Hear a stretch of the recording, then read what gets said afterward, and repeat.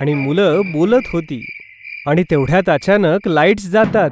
मुलं घाबरून जातात. अरे हे काय झालं? लाईट कसे गेले? गट्टू, तू इथेच आहेस ना?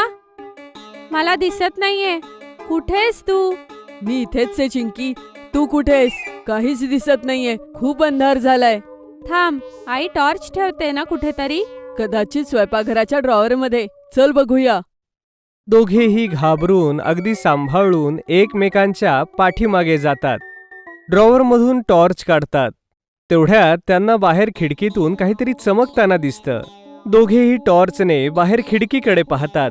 अगं चिंकी, बघ, असं वाटतंय तिथे काहीतरी चमकतंय. कोणाचे तरी डोळे वाटतायत. आणि ती कोणाची सावली आहे? माहित नाही.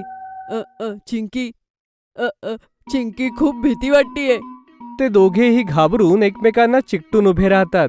घाबरून ते सोफ्याखाली जाऊन बसतात.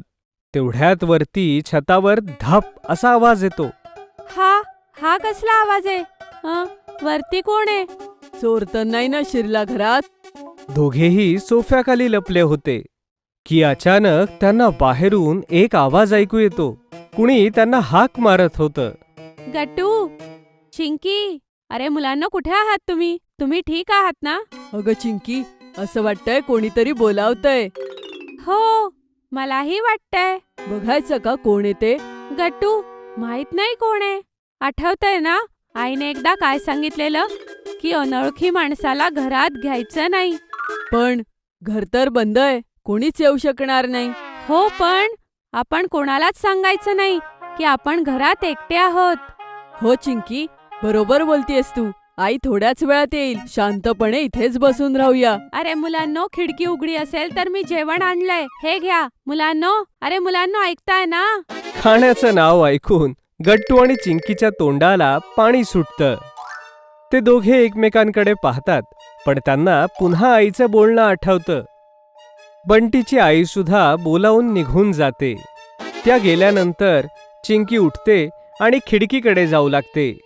काकू जाताना दिसतात. तेवढ्यात वरून एक मांजर उडी मारताना दिसते.